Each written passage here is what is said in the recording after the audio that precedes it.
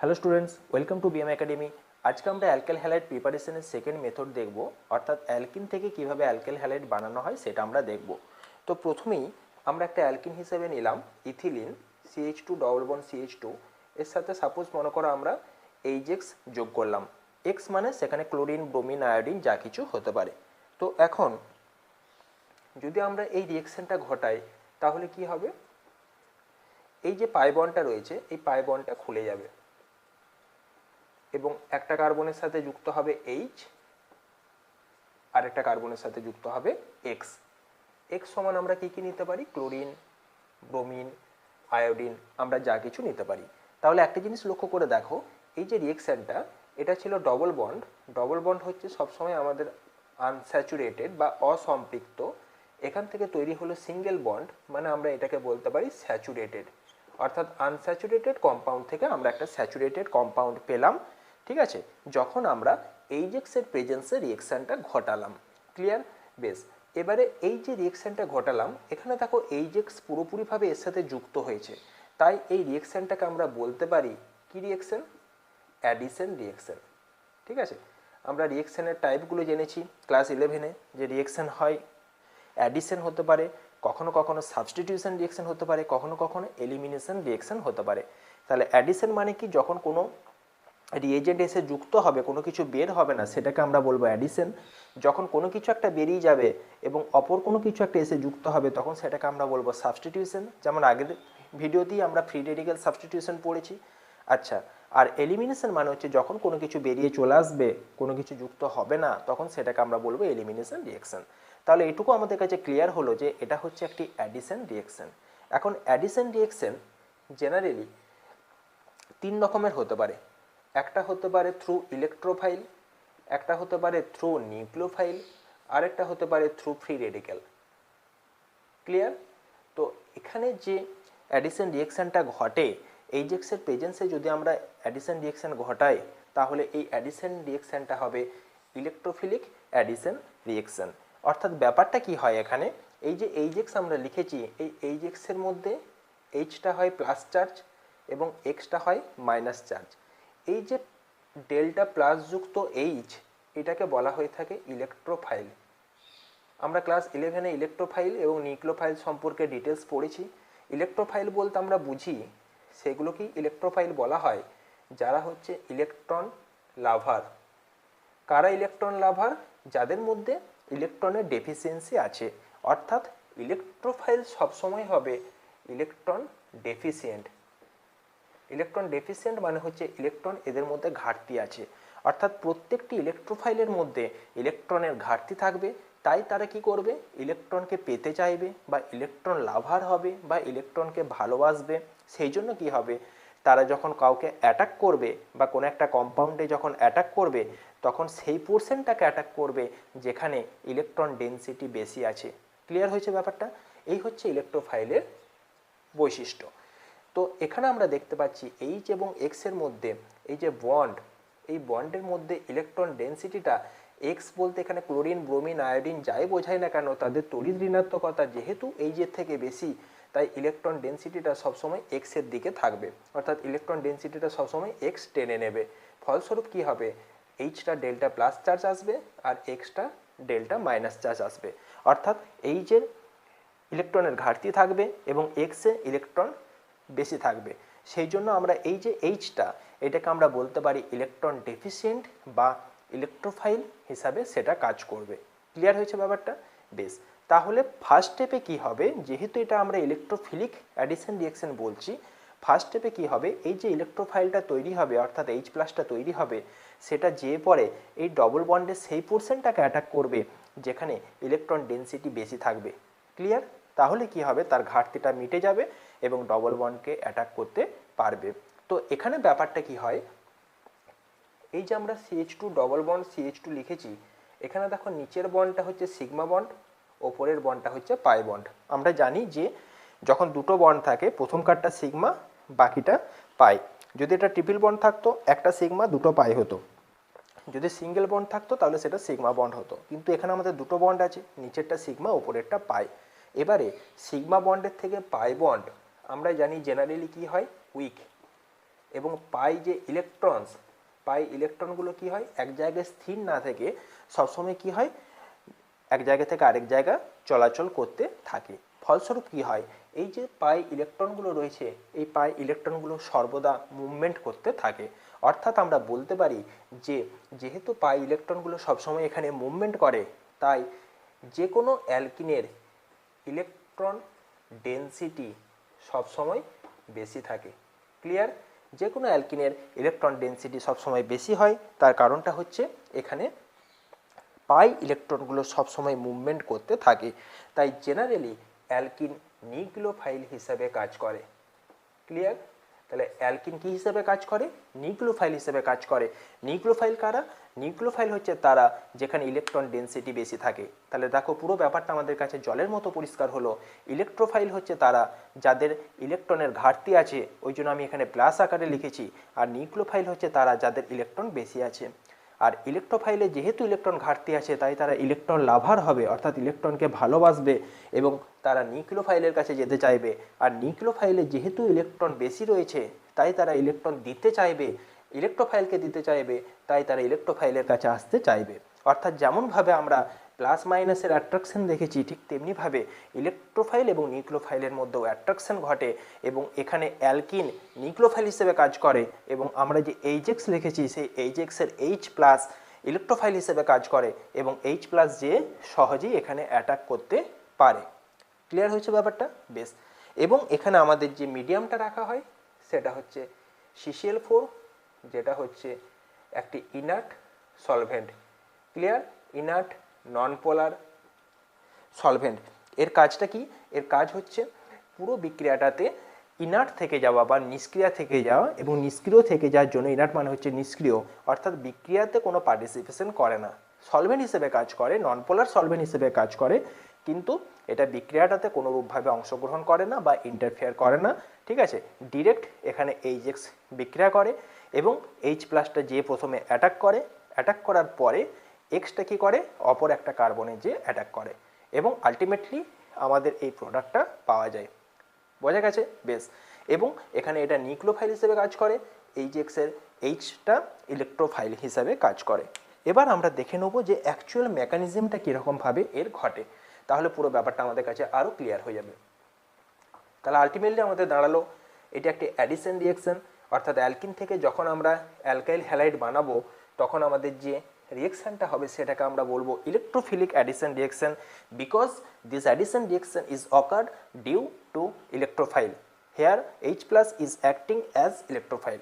Clear হয়েছে ব্যাপারটা? বেশ। এবার আমরা একটু মেকানিজমটা যদি দেখি, সাপোজ মনে করো আমি এখানে লিখলাম CH2 ডবল বন্ড CH2, ঠিক আছে? এখানটাতে এইচএক্সের জায়গাতে আমরা যা কিছু নিতে পারি, সাপোজ মনে করো আমরা নিলাম HBr, HCl নিতে পারি, যা খুশি নিতে পারি, ঠিক আছে? এখানে আমরা নিলাম মনে করো CCl4, এটা সলভেন্ট হিসাবে নিলাম। এখানে একটা জিনিস খেয়াল রাখতে হবে যে H প্লাসটা ডেল প্লাস হিসেবে কাজ করবে আর বিআরটা ডেল মাইনাস হিসেবে কাজ করবে। অ্যাকচুয়ালি এই বন্ডটা কিন্তু ব্রেক করবে না, ফার্স্ট স্টেপে বন্ডটা ব্রেক করবে না, কারণ এখানে আমরা নন পোলার সলভেন্ট নিয়েছি। এটা যদি পোলার সলভেন্ট নিতাম তাহলে এটা পুরোপুরিভাবে বন্ডটাকে দুটো পার্টে ভেঙে দিতে পারতো, কিন্তু এখানে কি হবে, জেনারেলি এখানে ডেল্টা প্লাস থাকবে, এটা ডেল্টা মাইনাস থাকবে, অর্থাৎ এখানে ইলেকট্রনের ঘাটতি থাকবে, এই পোর্শনটাতে ইলেকট্রন বেশি থাকবে। এবার কি হয়, এই যে আমাদের পাই ইলেকট্রনগুলো রয়েছে, এই পাই ইলেকট্রনগুলো যেহেতু লোকেট করতে থাকে এক জায়গা থেকে আরেক জায়গায়, যেহেতু ঘুরতে থাকে পাই ইলেকট্রনগুলো এক জায়গায় স্থির না থেকে, তাই সহজেই কি হয়, পাই ইলেকট্রনগুলো যে কোনো একটা দিকে মুভ করতে পারে, অর্থাৎ HBr এর প্রেজেন্সে পাই ইলেকট্রনগুলো যে কোনো একটা কার্বনের দিকে মুভ করে যায়। ঠিক আছে? তাহলে সাপোজ মনে করো এই যে দুটো ইলেকট্রনকে আমরা রেখেছি, সাপোজ মনে করো এই দুটো ইলেকট্রন মুভ করে গেল এইদিকে। ভালো করে বোঝার চেষ্টা করো, যদি ইলেকট্রনগুলো এই দিকে মুভ করে যায় সেই মুহূর্তে এই পোর্শনটা তাহলে ডেল মাইনাস চার্জ হয়ে যাবে।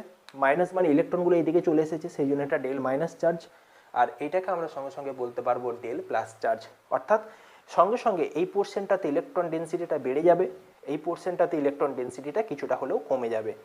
এবারে যখনই HBr এর প্রেজেন্সে এই ঘটনাটা ঘটলো, ঠিক আছে, সঙ্গে সঙ্গে কি হবে, সঙ্গে সঙ্গে এই যে H প্লাস বা এই যে ডেল প্লাস আকার Hটা রয়েছে, এই যে পরে কোথায় অ্যাটাক করবে, এখানটাতে অ্যাটাক করবে। কেন? তার কারণটা হচ্ছে এই অংশটাতে ইলেকট্রন ডেন্সিটি বেড়ে গেছে, ফলস্বরূপ কি হচ্ছে, এই যেখানে এসে সঙ্গে সঙ্গে অ্যাটাক করবে, অর্থাৎ ইলেকট্রোফাইল প্রথমেই এসে কি করলো, অ্যাটাক করলো কাকে, নিউক্লিওফাইলকে।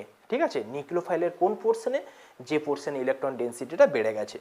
ফলে কি হবে, দেখো এই যেটা CH2 ছিল এর সাথে যদি এইচটা এসে যোগ হয় এখানে, তাহলে এটা হয়ে যাবে আমাদের CH3। এটা না বোঝার কোনো কারণ নেই। আচ্ছা, এই ডবল বন্ডটা আমাদের হয়ে যাবে সিঙ্গেল বন্ড, কারণ ডবল বন্ড আর থাকবে না, এই ইলেকট্রন ডেন্সিটিগুলো এইদিকে চলে এসেছে, ফলে বন্ডটা ব্রেক করে যাবে।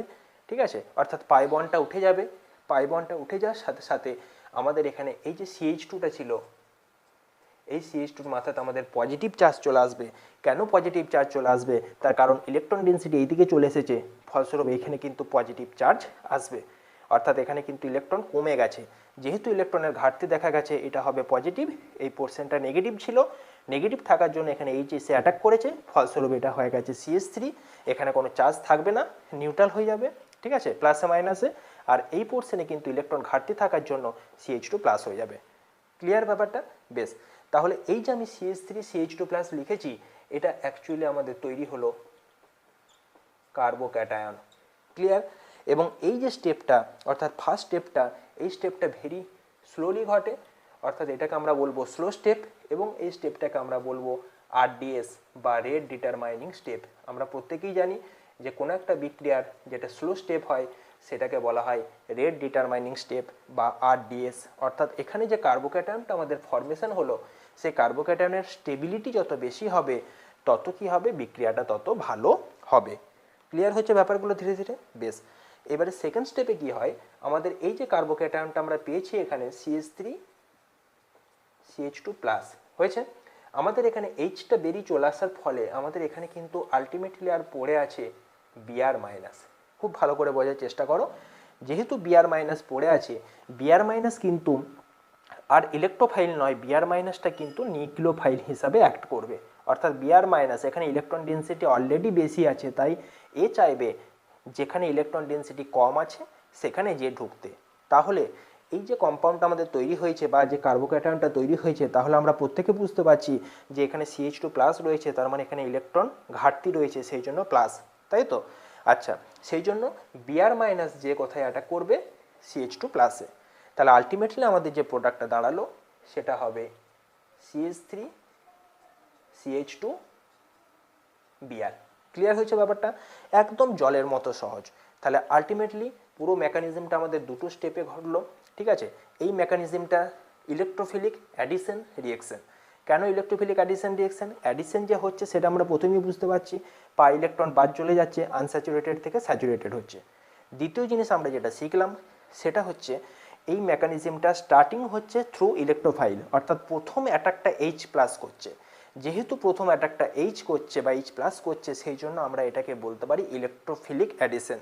প্রথমে যদি Br মাইনাস যে অ্যাটাক করতো তাহলে সেটাকে আমরা বলতাম নিউক্লিওফিলিক অ্যাডিশন, কিন্তু আমরা এখানে প্রথম H প্লাস যে অ্যাটাক করছে সেই জন্য এটাকে আমরা বলবো ইলেকট্রোফিলিক অ্যাডিশন। 3 নম্বর আমরা যেটা শিখলাম যে এদের মধ্যে ফার্স্ট স্টেপটা হচ্ছে স্লো স্টেপ, সেই জন্য এটাকে বলা হয় RDS বা রেট ডিটারমাইনিং স্টেপ, এবং এই স্টেপটাতে আমাদের তৈরি হয় কার্বোক্যাটায়ন, এবং এই কার্বোক্যাটায়ন যত বেশি স্টেবল হবে তত আমাদের প্রোডাক্ট ভালো হবে। এটুকু আমরা জানলাম। আরেকটা জিনিস খেয়াল রাখবে, ক্লাস 11-এ তো আমরা পড়েছো, আমি এর উপর স্পেশাল ভিডিও একটা বানাবো এবং এখানে লিঙ্কও দিয়ে দেবো তোমাদের। তো সেটা হচ্ছে কার্বোক্যাটায়নের স্টেবিলিটি আমরা জানি 3 degree, greater than 2 degree, greater than 1 degree. অর্থাৎ যদি আমাদের এই স্টেপটাতে কোনো একটা কার্বোক্যাটায়ন 1 ডিগ্রি বা 2 ডিগ্রি হিসাবে তৈরি হয়, কিন্তু তার 3 ডিগ্রিতে যাওয়ার সম্ভাবনা থাকে বা 1 ডিগ্রি থেকে 2 ডিগ্রিতে যাওয়ার সম্ভাবনা থাকে, তাহলে সেটা কিন্তু আলটিমেটলি যাবে, তবেই কিন্তু লাস্টে Br মাইনাস বা নিউক্লিওফাইল যে অ্যাটাক করবে। তার মানে আমরা এরকম একটা এক্সাম্পলও এরপর দিচ্ছি। তার মানে এটুকু আমরা লিখে রাখছি যে এখানে রিঅ্যারেঞ্জমেন্ট হওয়ার সম্ভাবনা কিন্তু থাকবে, কারণ আমরা জানি যে কার্বোক্যাটায়নের ক্ষেত্রে রিঅ্যারেঞ্জমেন্ট হওয়ার সম্ভাবনা থাকে, এবং সেখানে আমরা দেখেছি যে রিঅ্যারেঞ্জমেন্ট হওয়ার সম্ভাবনার ক্রম H minus greater than PH minus greater than CH3 minus. যদি না বুঝতে পারছো বা 11-এ যদি না পড়ে আছো, কোনো অসুবিধা নেই, আমি এটার উপর একটা স্পেশাল ভিডিও করব, সেখানে তোমাদের ডিটেলসে বোঝাবো যে কীভাবে কার্বোক্যাটায়নের রিঅ্যারেঞ্জমেন্টটা কমপ্লিট হয়। তাহলে আপাতত জেনে রাখো যে কার্বোক্যাটায়ন 3 ডিগ্রি বেশি stable, greater than 2 degree, greater than 1 degree. যদি কোথাও কার্বোক্যাটায়ন 1 ডিগ্রি বা 2 ডিগ্রি তৈরি হয়, কিন্তু তার যদি 3 ডিগ্রি হওয়ার সম্ভাবনা থাকে, তাহলে কিন্তু সেটা তৈরি হবে। ঠিক আছে, কিসের মাধ্যমে? রিঅ্যারেঞ্জমেন্টের মাধ্যমে। কীরকম রিঅ্যারেঞ্জমেন্ট? এইচ মাইনাস বা পিএইচ মাইনাস বা সিএইচ3 মাইনাস। আমরা এক্সাম্পল দিলেই ব্যাপারগুলো ক্লিয়ার হবে। তাহলে আমরা দেখলাম যে অ্যালকিন থেকে কিভাবে অ্যালকেল হ্যালাইড তৈরি হয়।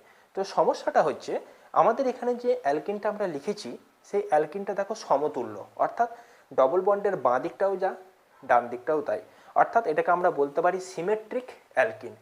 সিমেট্রিক অ্যালকিন অর্থাৎ সিমেট্রিক অ্যালকিনের ক্ষেত্রে আমাদের কিন্তু কোনো রকম প্রবলেম নেই। যে কোনো একটাতে এইচ ঢোকালাম, যে কোনো একটাতে এক্স ঢোকালাম, আমরা প্রোডাক্ট পেয়ে গেলাম।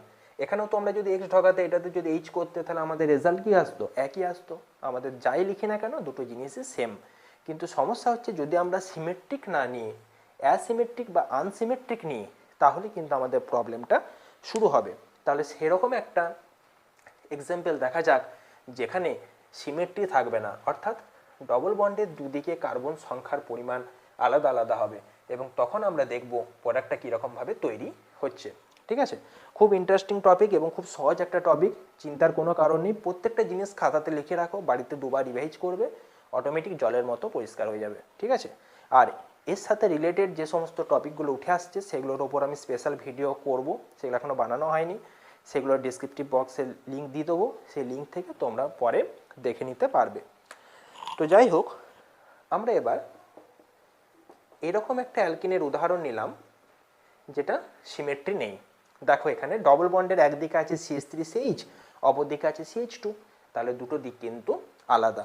এখন ব্যাপার হচ্ছে যদি আমরা এখানে HBr দিয়ে রিয়েকশনটা ঘটাই, আমরা এখানে সলভেন্ট হিসেবে নিলাম CCl4, একটি ইনার্ট সলভেন্ট। ঠিক আছে, তাহলে আমাদের এখানে দেখো প্রোডাক্ট দুরকম হতে পারে।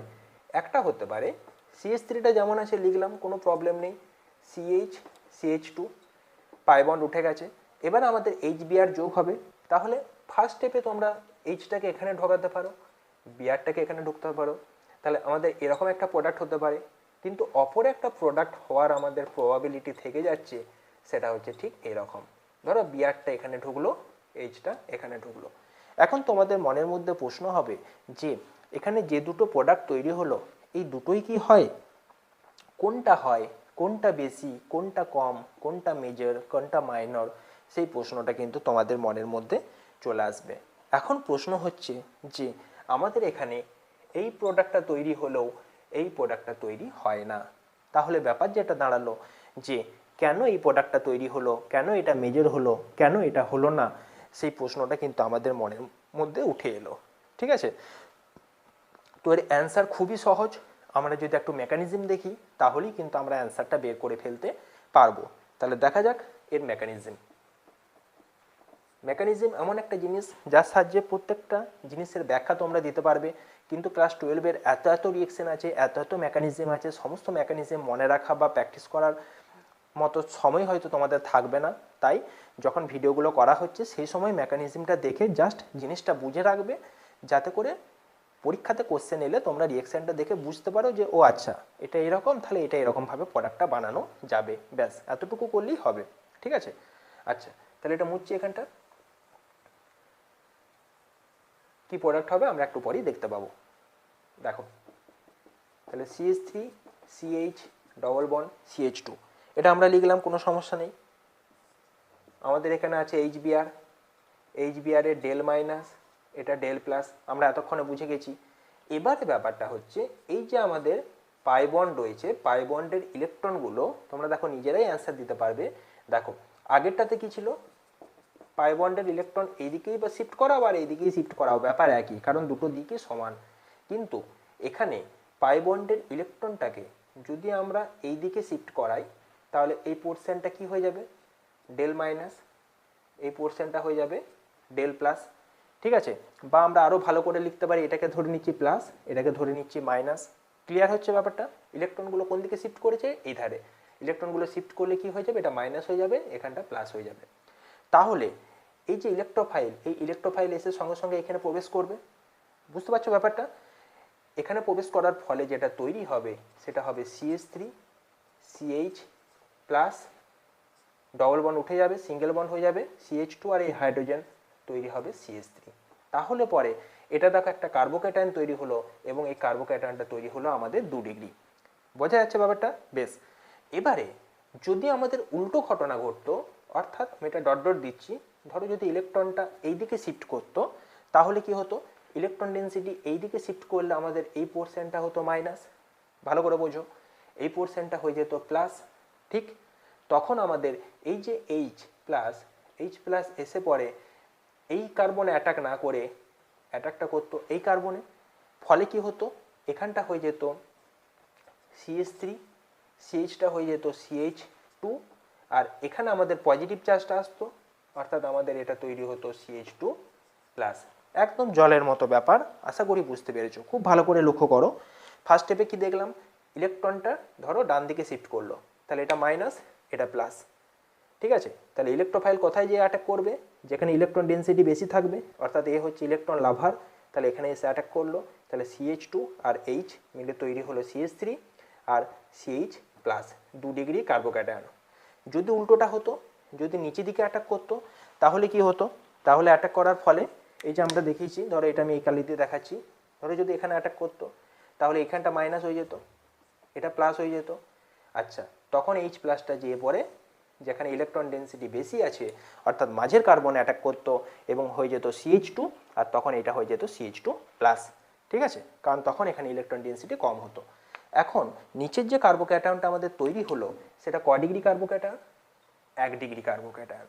এখন তোমরাই বলো, কার্বোক্যাটায়নের মধ্যে আমরা একটু আগে স্টেবিলিটি দেখলাম 3 degree greater than 2 degree greater than 1 degree. তাহলে যেহেতু 2 ডিগ্রি কার্বোক্যাটায়ন 1 ডিগ্রি থেকে বেশি স্টেবল, সেই জন্য কি হয়, এই কার্বোক্যাটায়নটা ফর্মেশন হবে, এই কার্বোক্যাটায়নটা ফর্মেশন হবে না, ঠিক? তাহলে পরে যেহেতু এই কার্বোক্যাটায়নটা ফর্মেশন হলো, অর্থাৎ 2 ডিগ্রি কার্বোক্যাটায়ন আমাদের ফর্মেশন হলো, তাহলে পরের স্টেপটা জলের মতো পরিষ্কার, আমাদের Br মাইনাস আসবে। Br মাইনাস কোথায় অ্যাটাক করবে, যেখানে ইলেকট্রন ডেন্সিটি কম আছে, অর্থাৎ এই কার্বনে, ঠিক আছে? Br মাইনাস এটা নিউক্লিওফাইল, এখানে ইলেকট্রন ডেন্সিটি বেশি আছে, সেই জন্য এমন জায়গাতে যেতে চাইবে যার ইলেকট্রন ডেন্সিটি কম আছে, অর্থাৎ এখানে এসে অ্যাটাক করবে।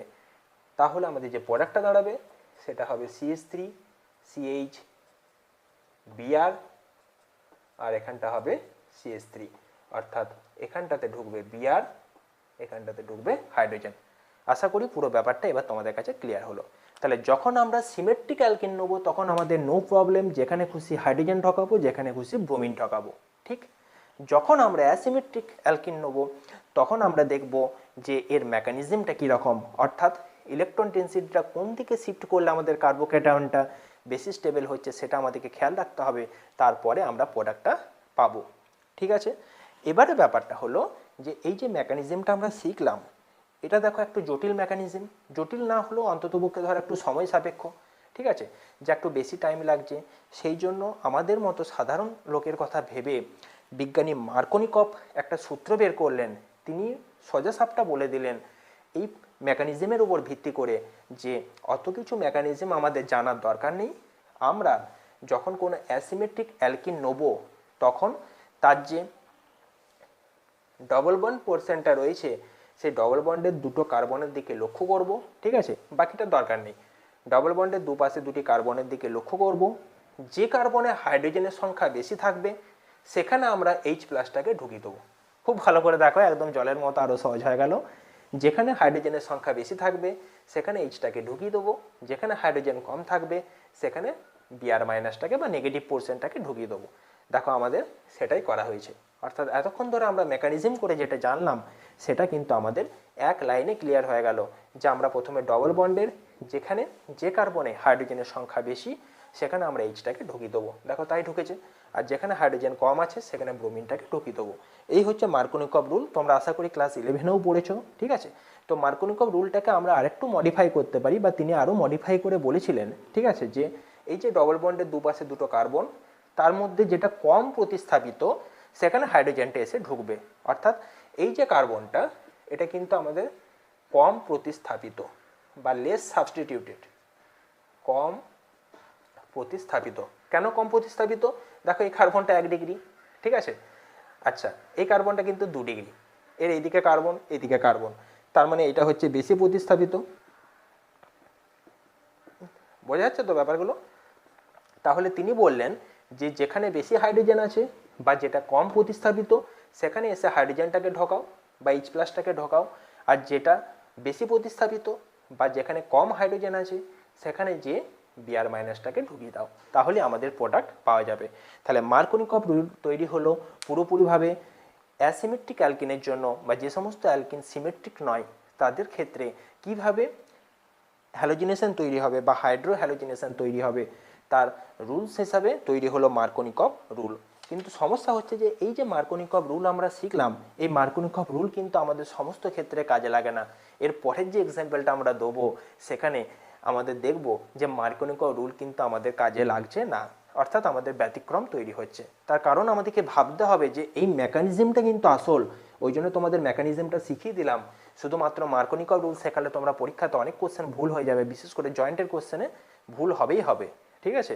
সেই জন্য মেকানিজমটা হচ্ছে আসল, মনে রাখতে হবে। এই মেকানিজমটার উপর ভিত্তি করে মার্কনিকভ একটা সহজ সূত্র বের করেছিলেন, কিন্তু সমস্ত ক্ষেত্রে সেটা প্রযোজ্য হয় না। তাহলে আমরা দেখব নেক্সট এক্সাম্পল। ধরো আমরা এবারে নেক্সট এক্সাম্পল হিসেবে লিখলাম এটা CH3 CH CH3 CH double bond CH2। ধরো এটা দেওয়া আছে, আমরা এখানে নিলাম HBr, ঠিক আগের মতনই নিচ্ছি, এটা নিলাম মনে করো CCl4 সলভেন্ট হিসাবে। তাহলে পরে মার্কনিকভ রুল অনুযায়ী তোমরা কি জেনেছো যে এই যে ডবল বন্ড, এই ডবল বন্ডের যে কার্বনে হাইড্রোজেন বেশি বা যে কার্বনটা কম প্রতিস্থাপিত সেখানে এসে হাইড্রোজেন প্রবেশ করবে। তাহলে মার্কনিকভ রুল জানা থাকলে তোমরা নির্দ্বিধায় কী করবে, পরীক্ষার হলে এখানটাতে CH2 দেবে, এখানটাতে হাইড্রোজেন ঢুকিয়ে দেবে, এই CH এর সাথে বিআর ঢুকিয়ে দিয়ে চলে আসবে। ঠিক আছে, তোমরা ভাববে যে প্রোডাক্ট হিসাবে এটা তৈরি হবে। তাহলে এটা কার রুলস অনুযায়ী হচ্ছে? মার্কনিকভ রুলস অনুযায়ী হচ্ছে। কিন্তু অ্যাকচুয়ালি দেখা যায় এই প্রোডাক্টটা ভুল, অর্থাৎ এই প্রোডাক্টটা কিন্তু আমরা মেজর প্রোডাক্ট হিসাবে পাই না। ঠিক আছে, কেন পাই না তার জন্য আমাদের সেই মেকানিজম ফলো করব, তাহলে আমরা দেখতে পারবো যে ব্যাপারটা কি ঘটছে। ধরো আমরা এখানে HBr নিলাম, এটা del plus del minus, clear? এবারে তোমরা বলো যে এই যে পাই ইলেকট্রন, ঠিক আছে, ঠিক আগের মতনই সেম মেকানিজম, এই যে পাই ইলেকট্রন আইদার এইদিকে শিফট করতে পারে অর এইদিকে শিফট করতে পারে। তাহলে ইলেকট্রনটা যদি এখানে শিফট করে তাহলে প্লাসটা তৈরি হবে এখানে, ভালো করে বোঝো। আর ইলেকট্রন যদি এইদিকে শিফট করে, ঠিক আছে, তখন প্লাসটা তৈরি হবে এখানে। তাহলে পরে যদি এই ধারে ইলেকট্রনটা শিফট করে অর্থাৎ ডান ধারে এবং প্লাসটা যদি এখানে তৈরি হয়, তাহলে হাইড্রোজেনটা যেয়ে পরে এখানে ঢুকবে, ঠিক? তাহলে আমাদের তখন এটা তৈরি হবে এরকম CH3 CH CH3 CH plus CH3। আশা করি পুরো ব্যাপারটা বুঝতে পারলে। এই যে কার্বোক্যাটায়নটা তৈরি হলো এটা ক ডিগ্রি কার্বোক্যাটায়ন? 2 ডিগ্রি। কিন্তু যদি আমাদের উল্টোটা হতো, অর্থাৎ যদি আমাদের ইলেকট্রন ডেনসিটিটা এইদিকে শিফট করতো, তাহলে হাইড্রোজেনটা এসে এখানে ঢুকতো, ঠিক আছে, আর প্লাসটা তৈরি হতো এখানে, তখন আমাদের কার্বোক্যাটায়নটা হতো ঠিক এইরকম, এটা হয়ে যেত CH2, এটা হয়ে যেত CH2 প্লাস। যেমন আগের মেকানিজম ঠিক তেমনই এই মেকানিজমটাও, তখন এটা তৈরি হতো 1 ডিগ্রি কার্বোক্যাটায়ন। খুব ভালো করে বোঝো। তাহলে তোমরাই বলো কোনটা বেশি stable? 2 degree. 1 degree less stable, তার মানে এটা তৈরি হবে না। তাহলে আমাদের যেটা আলটিমেটলি দাঁড়াবে সেটা কি হবে? পাই ইলেকট্রনটা ডান দিকে শিফট করবে, অর্থাৎ এই যে পাই বন্ডের ইলেকট্রন দুটো, এই ইলেকট্রন দুটো এখানে শিফট করে যাবে, দিয়ে এটাকে মাইনাসে পরিণত করবে এবং H প্লাস এখানে গিয়ে ঢুকবে এবং তৈরি করবে CH3। আর যেহেতু ইলেকট্রনগুলো এইদিকে সরে যাচ্ছে, সেই জন্য এখানে ইলেকট্রনের ঘাটতি তৈরি হবে, অর্থাৎ এর মাথাতে বসবে প্লাস। ক্লিয়ার? বেশ, তাহলে তোমরা এবার বলবে যে স্যার ঠিক আছে, এতটা অবধি তো হলো, আমরা বুঝতে পারলাম আগের মেকানিজম অনুযায়ী কোনো প্রবলেম নেই, ঠিক আছে। তাহলে আমাদের হিসেব মতো আমাদের পড়ে আছে বিআর মাইনাস, তাহলে বিআর মাইনাসটা এর সাথে ঢুকে যাওয়া উচিত এবার। তাহলে বিআর মাইনাসটা যদি এর সাথে ঢুকে যায় তাহলে তো আমরা এই প্রোডাক্টটাই পাচ্ছি। দেখো তোমরা নিজেরা দেখো, এই প্রোডাক্ট আর এই প্রোডাক্ট একই। এই যে কার্বোক্যাটায়ন এখানে যদি বিআর মাইনাসটা এসে ঢোকে পরের স্টেপে, তাহলে প্লাসটা উঠে যাবে, তাহলে তো আমরা এই প্রোডাক্টটাই পাবো। তাহলে কেন আমাদের এই মার্কনিকভ রুলস এখানে ফলো হলো না, বা কেন আমরা এই প্রোডাক্টটা পেলাম না? খুব ইম্পর্টেন্ট পোর্শন আমাদের জেনে রাখতে হবে যে এই যে কার্বোক্যাটায়নটা আমাদের তৈরি হয়েছে, এই কার্বোক্যাটায়নটা কত ডিগ্রি, 2 ডিগ্রি। কিন্তু আমরা জানি যে যখনই কার্বোক্যাটায়ন তৈরি হবে তার যদি রিঅ্যারেঞ্জমেন্ট হওয়ার সম্ভাবনা থাকে, খুব important term, very important term of mechanism, ঠিক আছে, তার যদি রিঅ্যারেঞ্জমেন্ট হওয়ার সম্ভাবনা থাকে সেটা রিঅ্যারেঞ্জমেন্ট হবেই হবে। রিঅ্যারেঞ্জমেন্ট হওয়ার প্রবাবিলিটি কীরকম, যদি সেটা 1 ডিগ্রি থাকে 2 ডিগ্রি হওয়ার সম্ভাবনা থাকে তাহলে সেটা 2 ডিগ্রি বা 3 ডিগ্রি হবেই হবে। যদি 2 ডিগ্রি থাকে তাহলে সেটা 3 ডিগ্রি হওয়ার সম্ভাবনা থাকলে হবেই হবে, ঠিক আছে। অর্থাৎ আমাদের এই যে স্টেবিলিটি অর্ডার 1 ডিগ্রি থেকে 2 ডিগ্রি যেতে চাইবে, 1 ডিগ্রি থেকে 3 ডিগ্রি যেতে চাইবে, 2 ডিগ্রি থেকেও আমাদের 3 ডিগ্রি যাওয়ার সম্ভাবনা যদি থাকে তাহলে সেটা কিন্তু যাবে।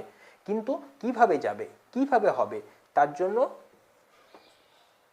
ট্রান্সফারের মাধ্যমে হবে H minus, pH minus, CH3 minus, এই তিনটে আয়ন ট্রান্সফারের মাধ্যমে হবে। সেটাই আমরা এখানে লক্ষ্য করব। কার সম্ভাবনা সব থেকে বেশি, যদি হাইড্রোজেন থাকে তাহলে সেটা আগে শিফট করবে, যদি হাইড্রোজেন না থাকে তারপরে পিএইচ থাকলে বা ফিনাইল গ্রুপ থাকলে সেটা শিফট করবে, যদি ফিনাইল গ্রুপও না থাকে হাইড্রোজেনও না থাকে তখন মিথাইল গ্রুপ শিফট করবে। এই শিফটিংয়ের মাধ্যমে আমাদের রিঅ্যারেঞ্জমেন্ট প্রক্রিয়াটা সম্পন্ন হবে। তাহলে এদের অর্ডারটা হচ্ছে H greater than pH greater than CH3, তোমরা মুখস্থ করে নেবে HPC, হিন্দুস্তান পেট্রোলিয়াম কর্পোরেশন, ঠিক আছে। তাহলে তোমাদের আরও এই শর্ট ট্রিকটাতে মনে রাখার সুবিধা হবে। কিন্তু মনে রাখবে ভেরি ইম্পর্টেন্ট টার্ম, পরীক্ষাতে এই ছোট্ট ভুলটার জন্য তোমরা কিন্তু নাম্বার মিস করে যাবে। এবার একটা জিনিস লক্ষ্য করে দেখো, এই যে আমাদের 2 ডিগ্রি কার্বোক্যাটায়নটা তৈরি হয়েছে, ঠিক আছে, এখানে ঠিক তার পাশের কার্বনটাকে লক্ষ্য করো, ঠিক আছে। পাশের কার্বনে এই যে হাইড্রোজেনটা রয়েছে, এই হাইড্রোজেনটাকে আমি আরও ভালোভাবে লিখছি। পাশের যে কার্বনে হাইড্রোজেনটা রয়েছে, এই হাইড্রোজেনটা কি হয়, শিফট করে যায়। এই হাইড্রোজেনটা শিফট করে কোথায় চলে আসে, এখানে, ঠিক আছে। তাহলে 1,2 H মাইনাস শিফট, ঠিক আছে। কে শিফট করছে, 1,2 কেন, এটাকে যদি আমরা 1 নম্বর পজিশন ধরি, এটা 2 নম্বর পজিশন, অর্থাৎ দুটো পাশাপাশি হতে হবে, ঠিক আছে। অর্থাৎ এই কার্বনটার সাথেই অ্যাটাচ থাকতে হবে। পাশে মনে করো এই কার্বন আছে, এই কার্বনের যে হাইড্রোজেনগুলো এরা কিন্তু ওখানে যাবে না, এই যে কার্বনের হাইড্রোজেন এরা কিন্তু এখানে যাবে না, ঠিক আছে। কে যাবে, ঠিক পাশের কার্বনের হাইড্রোজেনটা যদি যায় তাহলে পরে আমাদের এই শিফটিংটা পসিবল হবে, ঠিক আছে। তাহলে এই হাইড্রোজেনটা যদি এখানে যায় তাহলে ভালো করে লক্ষ্য করো, আমাদের তৈরি হবে ঠিক এরকম CH3 CCH3, এখানটা হয়ে যাবে প্লাস, এটা হয়ে গেল CH2, এটা হয়ে গেল CH3, বোঝা গেছে। অর্থাৎ ব্যাপার যেটা দাঁড়ালো, এই যে হাইড্রোজেন, এই বন্ডটাতে যে দুটো ইলেকট্রন রয়েছে সেই ইলেকট্রনগুলোকে নিয়ে H মাইনাস আকারে যে পরে CH প্লাসের সাথে যুক্ত হবে, এবং H মাইনাস এবং CH প্লাস যখন যুক্ত হবে তখন তৈরি হয়ে যাবে CH2, এবং প্লাস এবং মাইনাস একসাথে যুক্ত হওয়ার ফলে এটা হয়ে যাবে নিউট্রাল, অর্থাৎ CH2 এর মাথাতে আর কোনো চার্জ থাকবে না, ভালো করে বোঝো। আর হাইড্রোজেন যেহেতু ইলেকট্রনগুলোকে নিয়ে চলে এসেছে তার জন্য কার্বনের মাথায় কি হবে, ইলেকট্রনের ঘাটতি হয়ে যাবে, সেই জন্য কার্বনের মাথায় প্লাস হয়ে যাবে, ক্লিয়ার। এবারে যে কার্বোক্যাটায়নটা তৈরি হলো সেটা দেখো 3 ডিগ্রি কার্বোক্যাটায়ন। এই কার্বনের দেখো এধারও কার্বন, এই ধারেও কার্বন, এই ধারেও কার্বন, অর্থাৎ এটা যে তৈরি হলো সেটা হচ্ছে 3 ডিগ্রি কার্বন। তাহলে আমরা 1,2 H মাইনাস শিফটিংয়ের মাধ্যমে আমরা দেখতে পেলাম 2 ডিগ্রি থেকে 3 ডিগ্রি কার্বোক্যাটায়ন তৈরি করা সম্ভব। এখন ব্যাপার হচ্ছে কেন H মাইনাস লিখেছি, H মাইনাস লেখার কারণ হচ্ছে হাইড্রোজেনটা দেখো যখন বেরোবে এই দুটো ইলেকট্রনকে নিয়ে বেরোচ্ছে, সেই জন্য H মাইনাস আকারে বেরোচ্ছে, সেই জন্য H মাইনাস আর CH প্লাস মিলে CH2 তৈরি করছে, এখানে চার্জটা উঠে যাচ্ছে। আর সেই জন্যই যখন H মাইনাস বেরিয়ে চলে আসছে কার্বনে ইলেকট্রনের ঘাটতি তৈরি হচ্ছে, সেই জন্য এখানে কার্বনের মাথাতে প্লাস চার্জটা তৈরি হচ্ছে। এবং আমরা দেখতে পাচ্ছি এই কার্বোক্যাটায়নটা হচ্ছে 3 ডিগ্রি। এখন তোমরা আরেকটা বলতে পারো যে ঠিক আছে স্যার, এই কার্বন থেকে হাইড্রোজেনটা গেল, কিন্তু এটাও তো পাশের কার্বন, এখান থেকেও তো হাইড্রোজেনটা এখানে আসতেই পারতো, কিন্তু আমাদের লাভ কি হতো, আমাদের লাভ তো কিছু হতো না। ধরো এই হাইড্রোজেনটা যদি এখানে আসতো তাহলে এটা CH2 হতো, ঠিক আছে, তখন এখানটা হয়ে যেত CH2 প্লাস, তাহলে এটা যদি CH2 প্লাস হতো তাহলে এটা কয় ডিগ্রি তৈরি হতো, তখন 1 ডিগ্রি তৈরি হতো। তাহলে আমরা কি চাইবো 2 ডিগ্রি থেকে 1 ডিগ্রিতে যেতে, অর্থাৎ মোর স্টেবল থেকে লেস স্টেবলে যেতে? কোনোদিনও নয়, আমরা সবসময় চাইবো স্টেবিলিটি বাড়ানোর দিকে। তাই এখানে আমাদের যে রিঅ্যারেঞ্জমেন্টটা তৈরি হলো সেটা হলো 2 ডিগ্রি থেকে 3 ডিগ্রি। তাহলে এই কার্বোক্যাটায়ন থেকে এই কার্বোক্যাটায়নটা আমাদের আগে বানিয়ে ফেলতে হবে, তারপরে আমাদের যা নিয়ম সেই নিয়ম অনুযায়ী আমরা প্রোডাক্টের দিকে এগিয়ে যাব। কি নিয়ম আছে আমাদের, Br মাইনাস কোথায় অ্যাটাক করবে, এই 3 ডিগ্রি কার্বোক্যাটায়নে এসে অ্যাটাক করবে। বিআর মাইনাস 3 ডিগ্রি কার্বোক্যাটায়নে অ্যাটাক করার ফলে আমাদের যে প্রোডাক্টটা তৈরি হবে সেটা হবে এরকম, CH3 বিআরটা ঢুকবে এখানে, CH2 CH3। দেখো মার্কোনিকভ রুল আমাদের যে প্রোডাক্ট বলেছিল আমরা কিন্তু আলটিমেটলি সেই প্রোডাক্ট পেলাম না, আমাদের প্রোডাক্ট কিন্তু হয়ে গেল আলাদা। তাহলে এইটা হবে আমাদের অ্যাকচুয়াল প্রোডাক্ট, ঠিক আছে। আরেকটা জিনিস আমরা বলেছিলাম সব থেকে আগে শিফটিং হবে H minus greater than PH minus greater than CH3 minus. যদি এখানে H মাইনাস না থাকতো, ধরো এখানে আরেকটা CH3 দেওয়া আছে, ক্লিয়ার করে বোঝো ব্যাপারটা, এখানে ধরো আরেকটা CH3 দেওয়া আছে, তাহলে তো আর H মাইনাস পেতাম না, এটাও CH3 এটাও CH3 এটাও CH3, তখন কি হতো এই CH3 গ্রুপটা গোটাটাই এখানে চলে আসতো, অর্থাৎ এই কার্বনের সাথে ওই CH3 গ্রুপটা যুক্ত হতো এবং এখানে প্লাসটা তৈরি হতো, ঠিক আছে। তাহলে আমরা যেটা শিখলাম যে কার্বোক্যাটায়ন যদি তৈরি হয় তাহলে আমাদের সেখানে রিঅ্যারেঞ্জমেন্ট অবশ্যই হচ্ছে কিনা দেখে নিতে হবে, এবং শুধু শুধু রিঅ্যারেঞ্জমেন্ট করলে হবে না, দেখতে হবে সেটা যেন 2 ডিগ্রি থেকে 3 ডিগ্রি যায় বা 1 ডিগ্রি থেকে 2 ডিগ্রি যায়, ঠিক আছে। গ্রেটার দেন চিহ্নটা ঠিক হচ্ছে না, এই শিফটিংটা যদি হয় বা যদি স্টেবিলিটিটা বাড়ে তবেই আমরা কার্বোক্যাটায়নের রিঅ্যারেঞ্জমেন্টটা করব, নচেত কিন্তু করব না। যেমন আগের রিঅ্যাকশনটাতে আমাদের কিন্তু সেরকম কোনো সম্ভাবনা ছিল না, সেই জন্য আমরা করিনি, আমরা মার্কোনিকভ রুলস অনুযায়ী প্রোডাক্ট পেয়ে গেছি, কিন্তু এই রিঅ্যাকশনটার ক্ষেত্রে দেখো আমাদের প্রোডাক্ট চেঞ্জ হয়ে গেল। সেই জন্য বলছি মার্কোনিকভ রুল সবসময় কিন্তু ফলো হবে না। তাহলে তোমাদের একটা হোম টাস্ক দিচ্ছি ওই CH3টা দিয়ে, এটা তোমরা করে বাড়িতে করে নেবে বা করার পর আমাকে কমেন্ট বক্সে জানাতেও পারো, ঠিক আছে। যদি ব্যাপারগুলো বুঝে থাকো বা যদি এগুলো ক্লাসটা ভালো লেগে থাকে যে ঠিক আছে স্যার আমরা মার্কোনিকভ রুলস অনুযায়ী ওই যে ব্যতিক্রমটা আরেকটা দিয়েছিলেন সেটা আমরা বাড়িতে করেছি, ঠিক আছে। ধরো এটা, তাহলে আমাদের কি অ্যাকচুয়াল প্রোডাক্ট হবে সেটা লিখে দেখাবে, ঠিক আছে। একই মেকানিজম একই জিনিস, শুধুমাত্র এখানে শিফটিংটা হবে CH3 মাইনাস। তোমরা রিঅ্যাকশনটা দেখেই বুঝতে পারছো, 2-4 দিন প্র্যাকটিস করার পর একদম পুরো জলের মতো পরিষ্কার হয়ে যাবে ব্যাপারগুলো, ঠিক আছে। এখানে দেখো এই কার্বনের 3 দিকে 3টি কার্বন আছে, CH3 আছে, কোনো হাইড্রোজেন নেই, তাহলে যেহেতু হাইড্রোজেন নেই এখানে শিফটিং পুরো CH3 উঠে চলে আসবে, তাহলে এখানটাতে বিআরটা এসে ঢুকবে আলটিমেটলি, ঠিক আছে, আর হাইড্রোজেনটা এখানে ঢুকবে। তাহলে মার্কোনিকভ রুল অনুযায়ী বিআরটা এখানে ঢোকার কথা ছিল, কিন্তু বিআর অ্যাকচুয়ালি ঢুকবে কোথায়, এই কার্বনে, ঠিক আছে। তাহলে এটা আমাদের হোম টাস্ক হিসাবে দেওয়া রইল, ঠিক আছে। এরপর আমরা নেক্সট যেটা পড়বো সেটা হচ্ছে অ্যান্টি মার্কোনিকভ রুল, অ্যান্টি মার্কোনিকভ রুলস, ঠিক আছে। অর্থাৎ আমরা যদি সলভেন্টটা চেঞ্জ করে দিই, এখানে যে সলভেন্টটা আমরা রেখেছি CCl4 তার পরিবর্তে যদি আমরা পারক্সাইড নিই তাহলে আমাদের কিন্তু পুরোপুরিভাবে রিঅ্যাকশনটা চেঞ্জ হয়ে যাবে এবং আমাদের মেকানিজম চেঞ্জ হয়ে যাবে, তখন আর সেটা ইলেকট্রোফিলিক অ্যাডিশন থাকবে না, তখন আমাদের সেই মেকানিজমটা হয়ে যাবে থ্রু ফ্রি রেডিক্যাল। সেই মেকানিজমটা আমরা দেখব পরের ভিডিওতে, আশা করি এই ভিডিওটা তোমরা বুঝতে পেরেছো। তাহলে অ্যালকিন থেকে প্রিপারেশনের জন্য, ঠিক আছে, অ্যালকেল হ্যালাইড প্রিপারেশনের জন্য আমরা একটা পোর্শন পড়লাম, নেক্সট পোর্শনে বা নেক্সট ভিডিওতে আমরা দেখব যে অ্যান্টি মার্কোনিকভ রুল কীভাবে কাজ করছে। আশা করি জিনিসটা তোমরা ক্লাস 11এও পড়েছো, তাহলে এখনও আরেকবার যদি পড়ো তাহলে পুরো ব্যাপারটা তোমাদের কাছে আরেকবার রিভিশনও হয়ে যাবে, ঠিক আছে। তাহলে পারক্সাইড দিলে HBr এর ক্ষেত্রে কি প্রোডাক্ট আসবে সেটা আমরা দেখব, এবং আমরা তারপরে দেখব অ্যালাইলিক সাবস্টিটিউশন, এটাও তোমাদের ক্লাস 11-এর টপিক, 11 আশা করে অনেকে পড়ে রেখেছো। তাহলে অ্যালাইলিক সাবস্টিটিউশন আর পারক্সাইড এফেক্ট এই দুটো জিনিস আমরা পরের ভিডিওতে দেখব, ঠিক আছে। তোমরা মার্কোনিকভ রুলটা ভালো করে প্র্যাকটিস করো, ঠিক আছে। তাহলে যে কোনো ধরনের প্রশ্ন যদি আসে তোমরা কিন্তু ইজিলি সলভ করতে পারবে। ওকে, থ্যাংক ইউ।